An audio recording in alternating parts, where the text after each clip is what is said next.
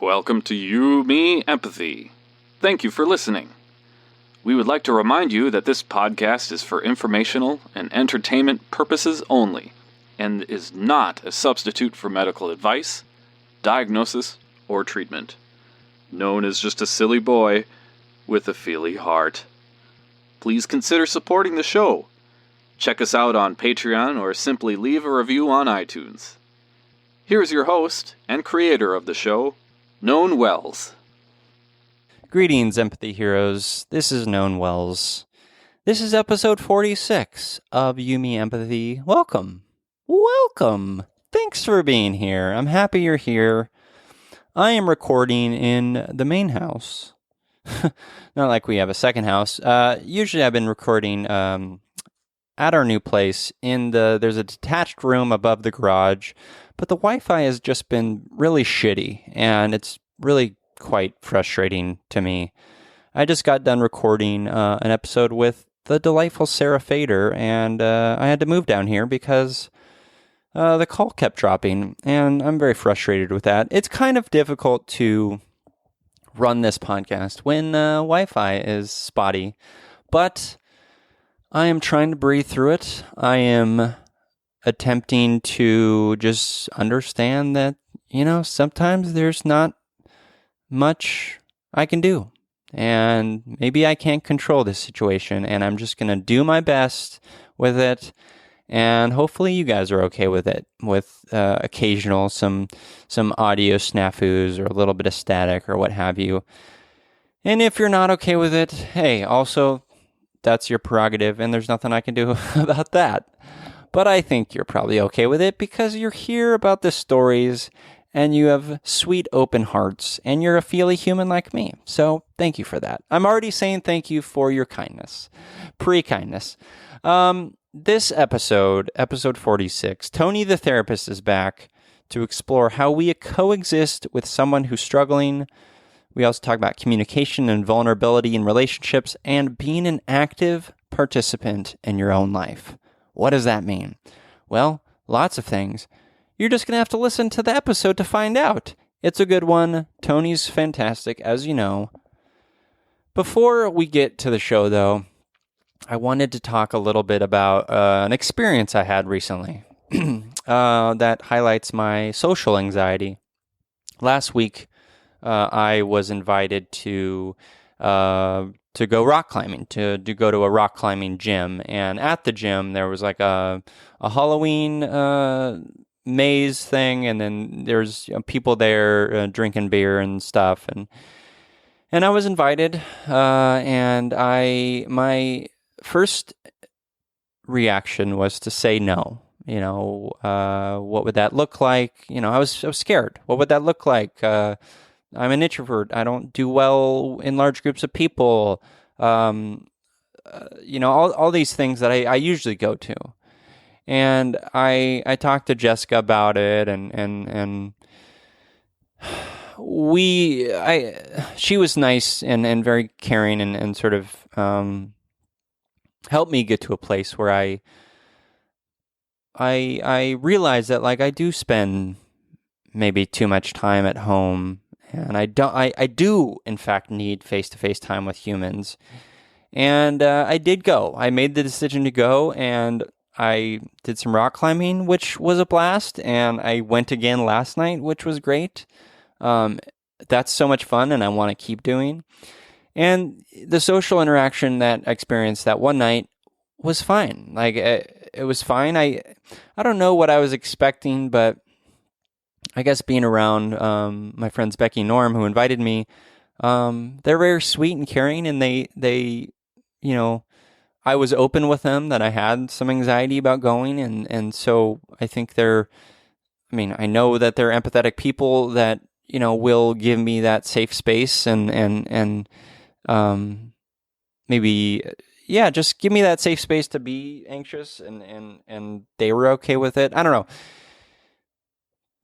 Ultimately, I was okay, though. But I wonder if you can relate to this experience where you want to be involved in things. You want to say yes more to experiences, because after all, life is fleeting. Life is short. We're not here that long, and I need to say yes more. I want to say yes more because I want to experience. I want to grok the fullness, as people say. Some people say, maybe old people. But I want to experience things. I want to say yes to things because experiencing things allows me to get out of my head. It allows me to find new perspectives, allows me to, as my friend Andrew says, bump into things and maybe look at something from a different perspective.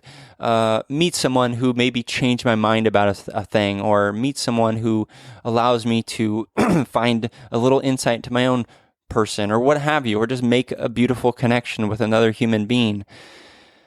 And saying yes gives me that. Saying no, going to an anxious place, or allowing my anxiety to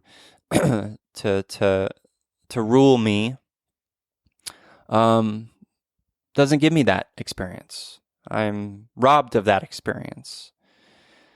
And I'm not, I'm not saying, like, anxiety is a part of me, and I accept that, and I'm not, looking down on it. It's not, it is what it is. It's a thing. It's not negative. It's just a thing that sometimes gets in the way, and it's frustrating, and it can be overwhelming at times. But I don't know. Maybe this is just a lesson to me for saying, like, hey, Noan, you said yes, and you had an experience, and it was a fruitful one. And maybe next time you could say yes again. And if you don't, that's okay. There will be other opportunities, but to maybe hang on a little bit to that idea that those experiences can be fruitful, and they can be learning experiences, and they can be beautiful. So that's just a thing. For me, that's an experience I had, and maybe you can relate to that. Maybe you can glean a little bit from that. And if you can relate to that, let me know. I'd love to hear your experiences with that, and I'd love to hear your story. Okay, let's get into this episode 46, with Tony the therapist. And please, another PS. Please leave You Me Empathy a review and rating in Apple Podcasts or Google.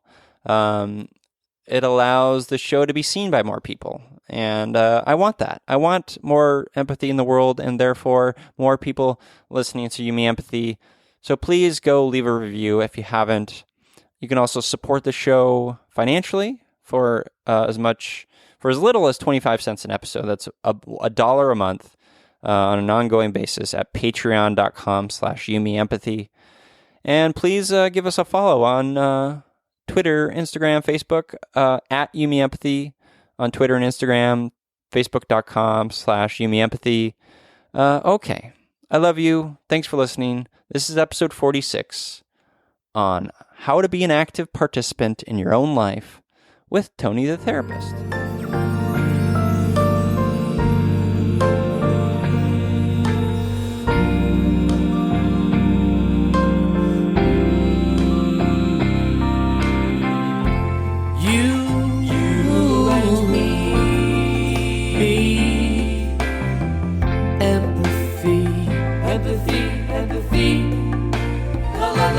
La la la la. You, me, empathy. Yeah. La la la. Welcome to You Me Empathy, a podcast about exploring the struggles we face in our day-to-day lives as humans trying to get by on this wondrous and overwhelming pale blue dot. The intent of You Me Empathy is to talk openly, without judgment, about our neuroses, our mental illnesses, our shared anxieties and worries, to create a dialogue that is vulnerable and deeply human and empathetic, and to share that dialogue with others to inspire emotional and cognitive collaboration and insight, so we can, hand in hand, break down the stigma that make us feel shame and guilt for struggling, for feeling our feelings, and for being human. You Me Empathy is a safe, friendly space designed to inspire the beauty in each of us. Today, it's Tony time. Tony time. Tony time. Tony is here. Hello, Tony. Hello. How are you, Known? I'm doing all right. Scooby's doing his tippity-tappity in the background. That's all right. It's the joy of this new space, this new podcasting studio. I am loving it. Thank you, sir. So we have a special guest on a Tony time, actually. We do. Daniel. Hello, Daniel. Hi, how's it going? Let's get that mic in the middle there. Better now? Yeah, that's good. That's good. Cool.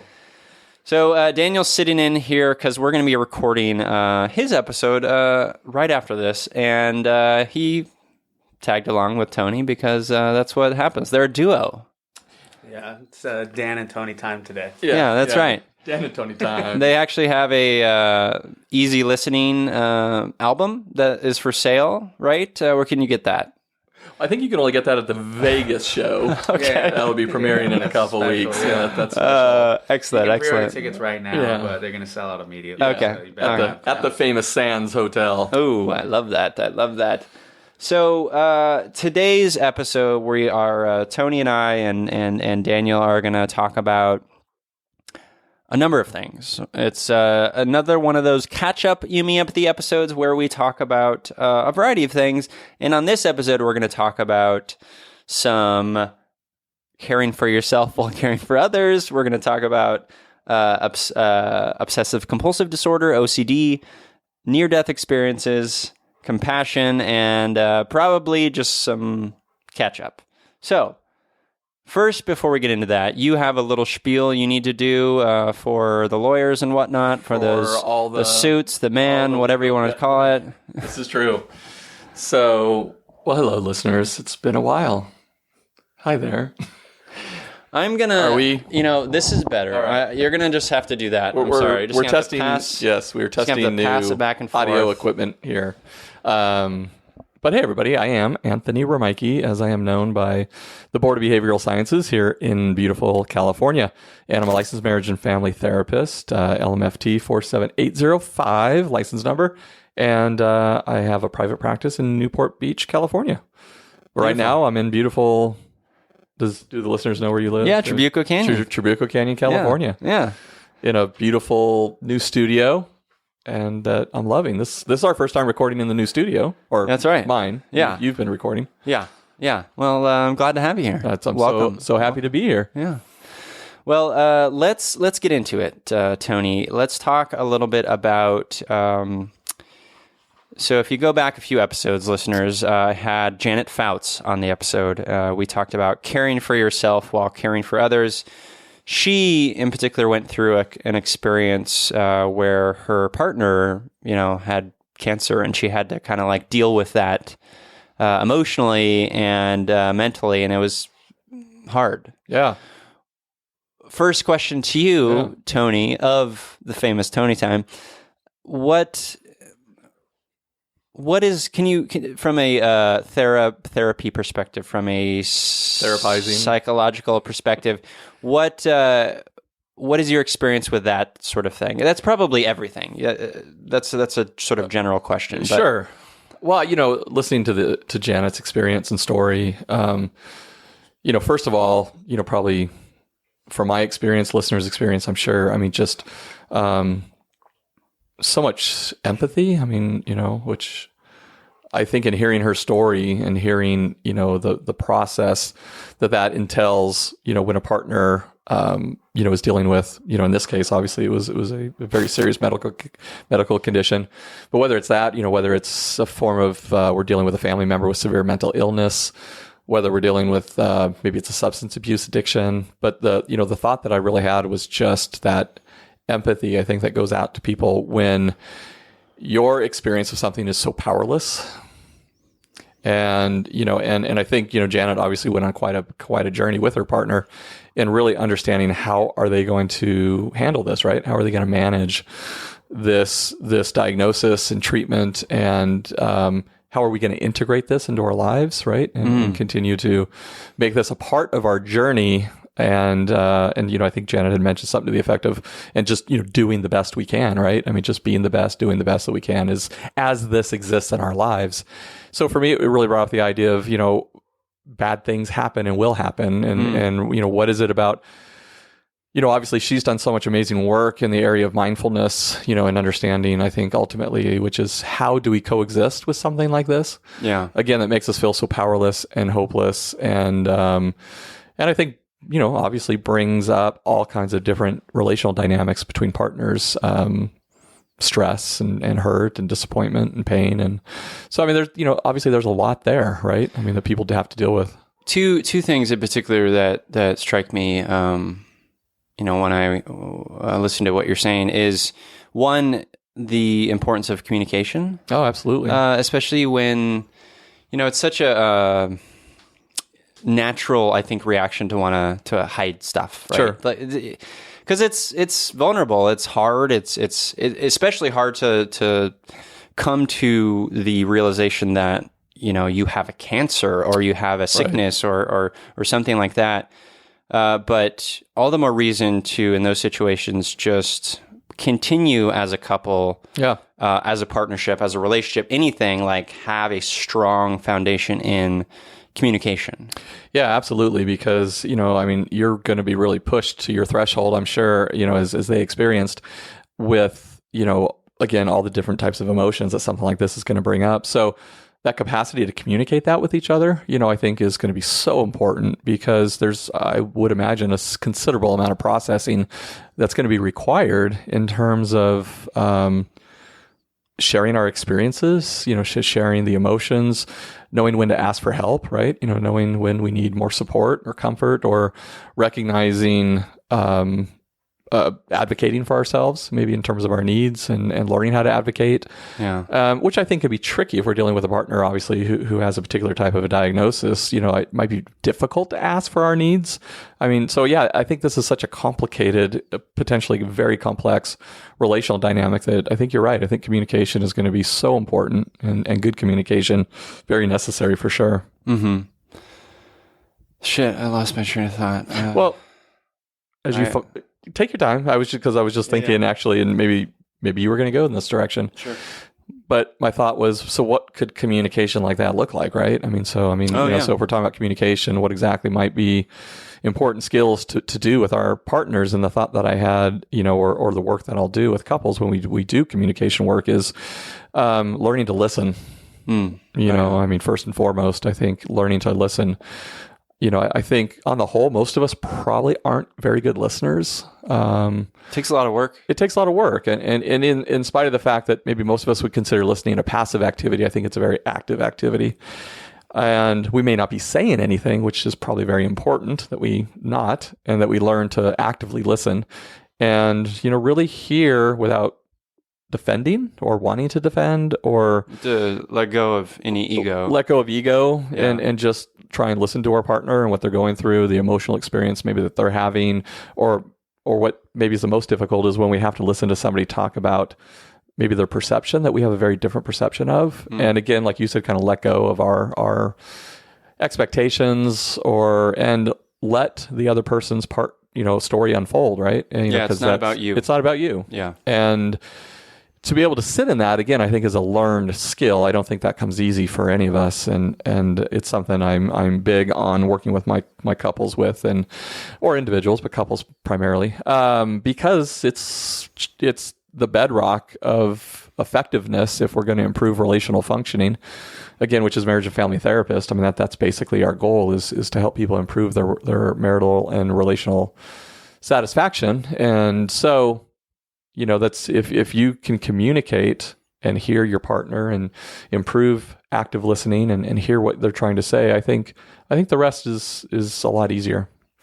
So what are some of the initial building blocks that you work on with your patients to get to a place where they can be better active listeners and better communicators in relationships? Yeah, I think one of the easiest skills to introduce, and it's very simple, is a technique called the speaker listener technique. And it is, oh my goodness, I'm blanking, the Baders, I believe, and I'm completely blanking right now on their first names, husband and couple. And they've done a lot of work around this speaker listener concept. But again, it's the Baders. And the concept behind it is learning when one individual is the speaker and when the other individual is the listener, and the specifics of that process. Meaning there are specific things the speaker is going to want to do, and there are specific things that the listener is going to be wanting to do. And for instance, if you're the speaker, one of the things that you want to be speaking from is from the point of view of I, not you. So that idea again of I feel not heard when you quickly come back with XYZ, your defense. I feel, or just simply I feel sad, or I feel unheard, or I feel not wanted. So it's not telling the person, hey, you suck at doing this, because that may or may not be true. But for so many reasons, we may have the interpretation that we're not being heard. So if I say, I feel like I'm not being heard, then that really opens up a potential dialogue for the other person. Now, this would be the role of the listener to be able to come back and say, basically what I hear you saying is you don't feel heard when I crack my knuckles when you're talking. Yeah, sure. Yeah. Or I don't make eye contact with you when we communicate. Yeah. And that there may be many reasons why that occurs, but the fact of the matter is, you could say, well, no, that's how I listen better, is if I crack my knuckles. That's because that's actually how I concentrate. Mm-hmm. That very well may be true. But again, listening to the other person and having them share that, but I don't feel heard. I'm not telling you you're not hearing me. I just don't feel heard. Yeah. And being able to communicate about that, which is so great, because I think at that point, couples or partners who are engaged in this dynamic are no longer looking for what's the actual truth in this situation. It now becomes about subjective truth, right? What's the narrative or the truth for each person? Because again, the other person that might be how they concentrate and listen, is they crack their knuckles or don't make eye contact. Maybe that's how they process information. But if you're saying, I don't feel heard that way, then you get to share your story. And again, another person hearing your story, I think is a huge part of intimacy and connection and closeness. So I like what you said about the objective truth versus subjective truth. I think as humans want to I gotta find the truth. I gotta find this one singular truth. Absolutely. But of course that thing doesn't exist. Right. Right. And it always makes me think of traumatic experiences people have, right? Mm-hmm.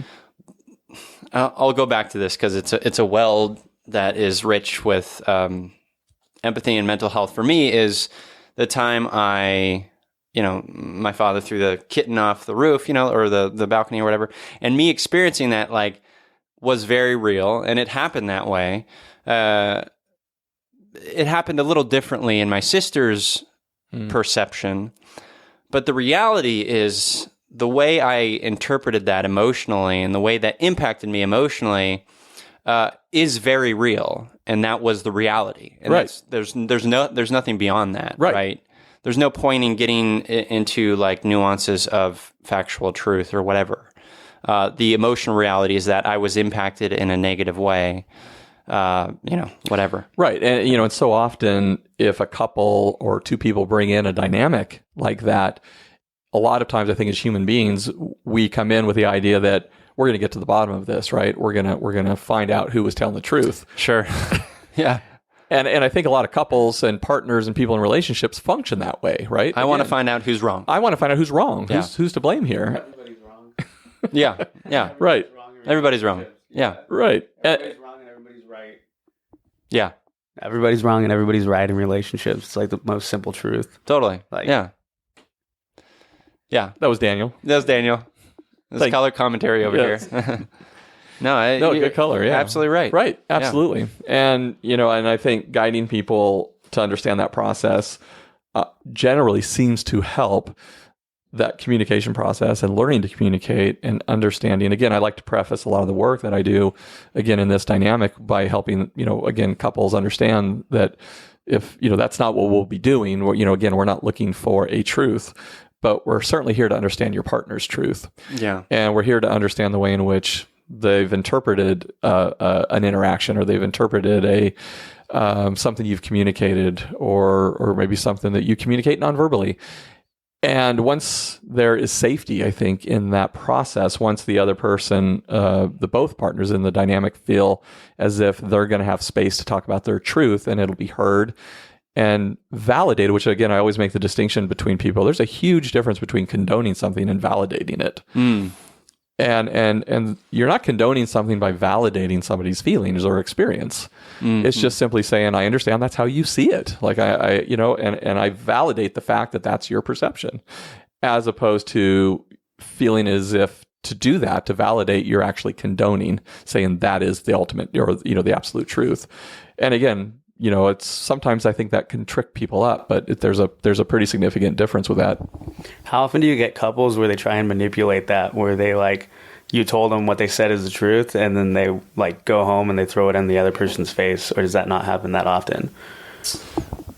Meaning, we'll talk about that and we'll kind of lay out that as a structural way of communicating, and then they go home and they just go home and rip back into their partner because you told them that your feelings are true, and then they just use that for weight in an argument that they're going to have. Does that happen a lot? Because I feel like it's kind of a hard concept to grasp for a lot of people. Yeah, I imagine it certainly happens. Because I think in working with partners or couples that, this is a skill that is, continually worked on and refined over time.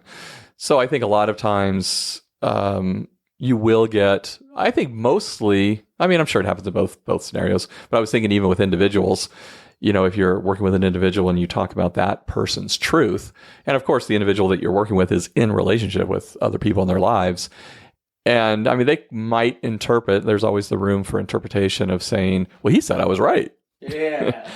I think that's a common thing that probably happens in therapy, where as individuals, we can be selective sometimes, particularly I think early on in treatment, about what we're hearing or what it is we need to hear in terms of again, the therapist could very well say something like, wow, so it sounds like, from your perspective or your truth has been this, and maybe they want to make that the absolute truth.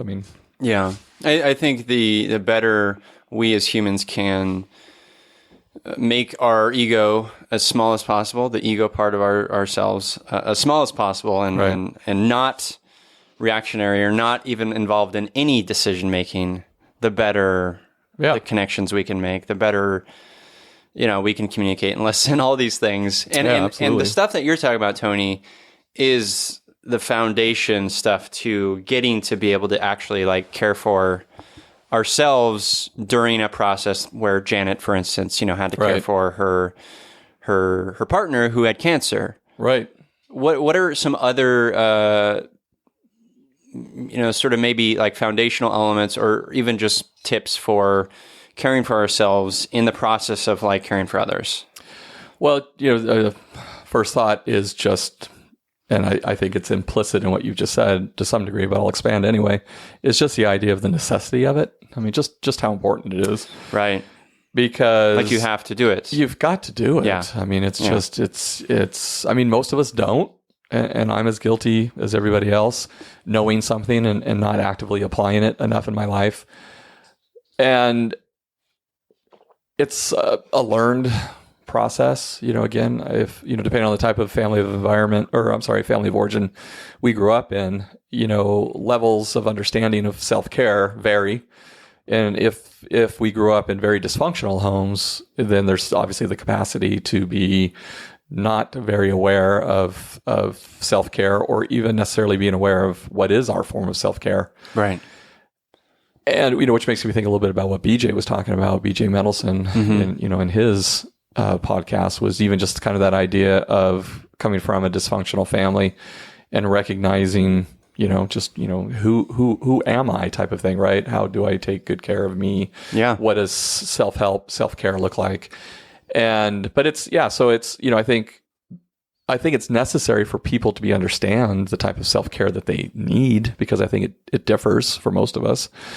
And there's so many different positive ways to get it. And so, some people might just really need to be out alone running in the hills, as you do, or, some people may get it by having, coffee with a good friend or a trusted friend, a comforting friend, compassionate friend.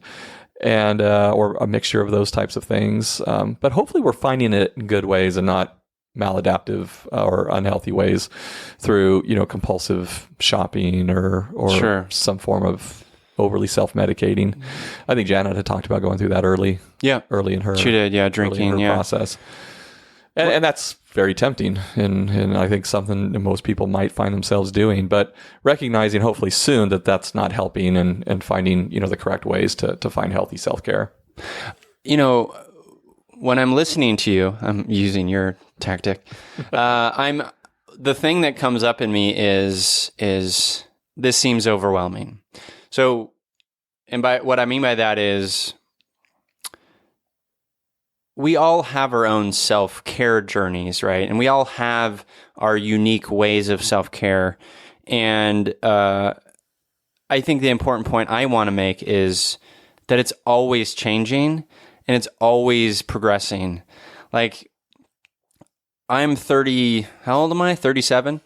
I've got many, many years of continued sort of learning in this area. And for the listeners, if you are listening to this and you're feeling maybe overwhelmed, like, oh, I don't have a good self-care practice now, or how do I get there? You will get there. You will get there if you just keep practicing on it, building those little building blocks. It doesn't have to be overwhelming.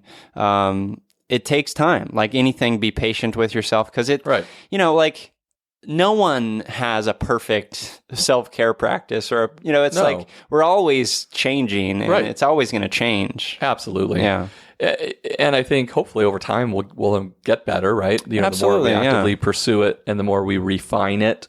But like anything, there's a learning process that comes with it. And, we may not find a lot of success initially when we start on the path. But over time, as we become more self-aware, we become more self-knowledgeable about the things that that we can identify as really healing, and again, to think about just some of the more obvious ones, I think that people will tend to use and practice, yoga, mindful based meditation, exercise. I think, these are, wonderful, wonderful forms of self-care, but they certainly may not be everybody's form of self-care. But identifying the thing that really helps, I think restore a person, in terms of feeling recharged, feeling balanced, maybe grounded or centered, feeling filled up enough, to get back, in life, so to speak, and have enough positive energy to give, to, the work we do, or to give to the people who we are in relationship with, and just making sure that we're trying our best to stay in balance with that, so we also don't find burnout. Yeah. Yeah, totally. Which, we can certainly find burnout quickly if we're not doing this in good balance. Yeah. Let's transition a little bit. You had mentioned BJ Mendelssohn's episode where he talked about his self-care routine and self-help, and in particular, an experience where he almost died. Yeah, crazy oh, heart condition. Yeah, right. And would have died had he not. Right. I mean, nuts. Just unbelievable. And I shouldn't say nuts. That's a term I shouldn't use. It's wild. He had said, and you hear this all the time. Someone has these near-death experiences, and then they have this new sort of perspective on life. Right. Which, of course, that's going to happen. Like you deal with something that's so, like, I could have died. You deal with that thought, which is, mind-blowing. And then he's sort of changed his life in a lot of ways and his perspectives. Have you had any experience with that in patients who've had near-death experiences? Yeah, I honestly, I can't think of any. Well, fuck all then. So this whole segment is for not. Well, God damn it! So Tony, you fuck this up. What else do you have? Can we just move on to the next subject? No, it's fine. Well, we can talk. That's fine. I just wanted to mention that because I found it very moving and a good example of the ebbs and flows of life, the sort of ever-changing aspects of life that like we really have no control over. Yeah, I mean, it was a phenomenal story in hearing BJ share his story and obviously a life-altering experience. which I think, is not uncommon, in all the ways positive, I hope. But, the thing that took me, I think, not by surprise, but just kept me really kind of glued to his podcast was, what that life-altering experience did, or, life-changing experience did, meaning where he really decided to actively seek treatment for his obsessive compulsive disorder. Right. And I would say he just really became an active participant in his own life at that point. Oh, yeah, that's well said. Kind of the way that I heard it. Mm-hmm. And where he may have had more of a passive kind of process before. Right. And again, I don't know BJ, and I mean, I'm just hearing the story and listening to it, and I'm just, throwing kind of at it what I heard. But it was just interesting to hear, just what sounded like an active participation, once he realized like, wow, I'm alive. I'm still really young. Yeah. I've got a lot of wonderful life ahead of me. And maybe I need to work on some of these things that I've kind of just, not neglected, so to speak, or maybe minimized, didn't pay enough attention to it. And maybe it's telling me something, or so that, for me, I think was something that just resonates. I think so much. Yeah, I like that. I like the idea of being an active participant in your own life. Yeah. I think that's powerful. And I'm going to use that as a mantra. File that now. away Like somewhere? that's one of my mantras So- now. Yeah, be an active participant in your own life.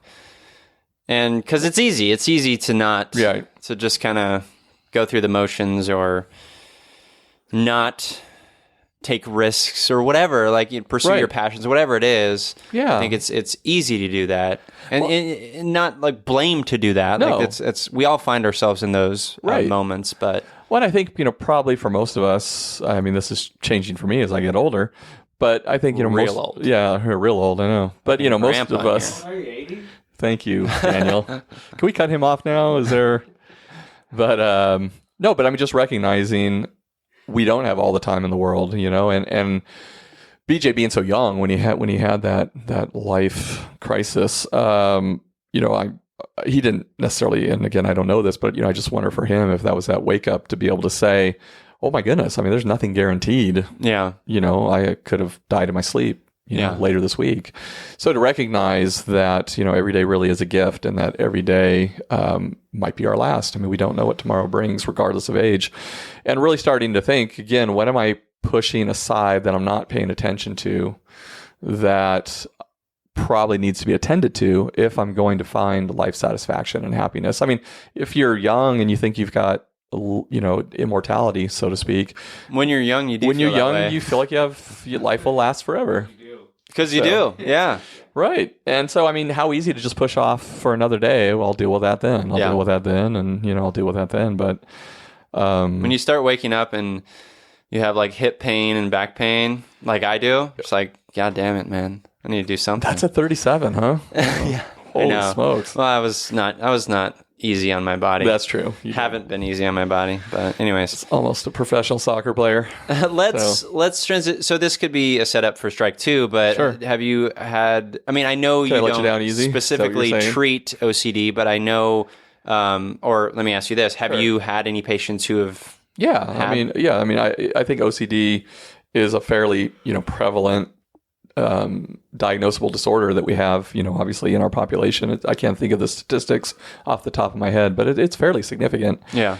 And again, I think the severity of it is on a spectrum, from non-clinical to clinical, in terms of, mild to moderate to severe in terms of its presentation.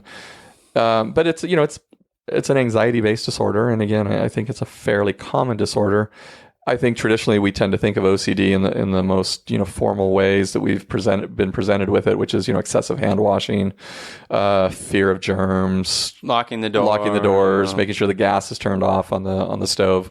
I think these are the more traditional forms of obsessive compulsive disorder that we think of when we think of its presentation. But OCD is to me, a very, very fascinating disorder in its presentation. Some people can present more with just the obsessive part, which, it's considered or called a pure O type of experience, where it's more based around intrusive, unwanted thoughts that are highly distressing, which again can take so many different forms. I mean, some are religious based, which, they call scrupulosity. There's some related to same-sex attraction. Some people develop intrusive, obsessive fears and concerns around, what if I'm gay? What if I'm lesbian? Oh, fascinating. Yeah. So, I mean, there's that, or there's the fear, there's harm, OCD, which is the fear of, could I hurt somebody? Did I hurt somebody? I need to drive around that street corner again because what if I hit somebody and I didn't see that person? Right. So I better go around and check to see if there's anybody there that was hurt.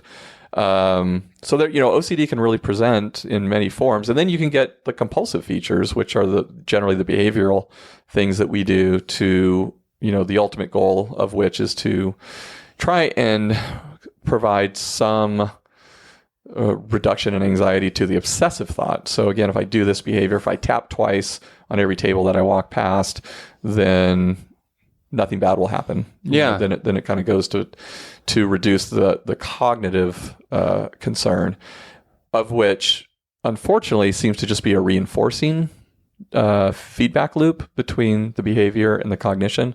And that's why cognitive behavioral therapy is, currently the treatment of choice for people who are working with obsessive compulsive disorder.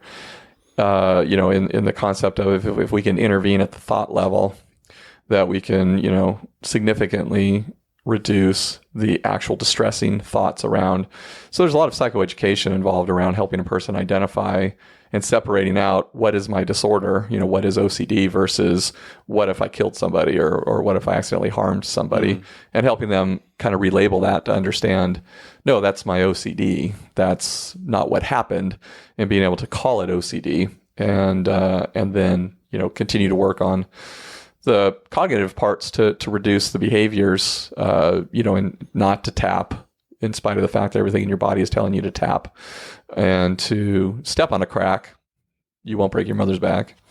Yo, mama's back. Yeah. But I mean, that's an old one, right? That we think about was don't step on any cracks. So what, do you have any insight into why I think I know why, but I'm curious to hear from your perspective, like why the pattern stuff, why do they feel, or why does one feel like that will help squash some of the anxiety, the pattern stuff, the checking, the locking 3 times or whatever, what is it about that? Well, I think it's interesting, in the fact that, for people, it can present differently behaviorally, but then we also have these very common themes of patterns, right? Which I think is always fascinating.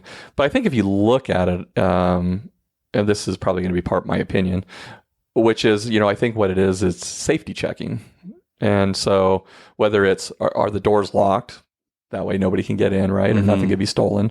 Or is the gas turned off, right? I mean, if the gas is on, we could die or the house could blow up. If I don't tap twice on every table, then somebody close to me will die. Yeah. So, there's obviously elements of control. Yeah, that's what I was thinking. Yeah. It's like I have anxiety, so an anxious mind is one that's a bit out of control, right? Feels out of control. And so right. The patterns is like, hey, maybe this is a sense of control, a sense of routine that I can apply a little bit, and maybe some of the anxiety will go away. Absolutely. I mean, the idea ultimately, I think, is to calm that part of our brain, the limbic brain, that is a fire alarm going off, all the time. It's kind of like on hyperactive mode, and trying to soothe that part or calm that part of the brain by participating in some type of behavioral action is the belief that if I do this, then that will, reduce that part of the brain, and I'll find, calm, right? Or I'll find reduced anxiety, or I'll find peace. And again, unfortunately, that doesn't happen. It's an attempt to make that happen, but instead it just reinforces that the thing I fear is real, and I need to keep these behaviors going. So you develop this very unhealthy feedback loop, one of which just continues to reinforce the other. So, but, ultimately this is a brain-based disorder, in spite of the fact that I think family of origin, trauma, can certainly have a fairly significant impact on the development of the disorder. So, and then, obviously there's psychopharmacological interventions related to OCD as well, to help reduce the symptoms of obsessive compulsive disorder, of which I believe there's been some success. But I think, generally it's paired with some form of cognitive behavioral therapy in its treatment. So is it, specifically targeting the anxiety, some of the medication? Yeah, I mean, it's going to be targeting the neurochemicals in the brain that are going to basically help our capacity, I think, to reduce the sense of anxiety that we feel. Yeah. And get a more kind of less. Scooby is really moving around, huh, bud?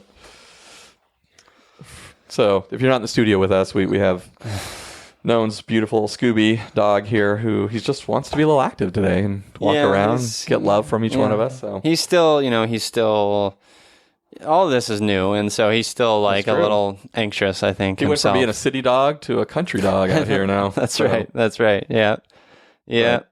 So I mean, I think, a psychopharmacological intervention mixed with a psychotherapeutic intervention can hopefully give people some relief from the distress of OCD. But it's a horrible disorder. I mean, I really think it's a very distressing disorder. So let's start wrapping up here, and this may be another strike, but this may be another opportunity for Tony to let me down. Yes. But I have no idea what you're talking about.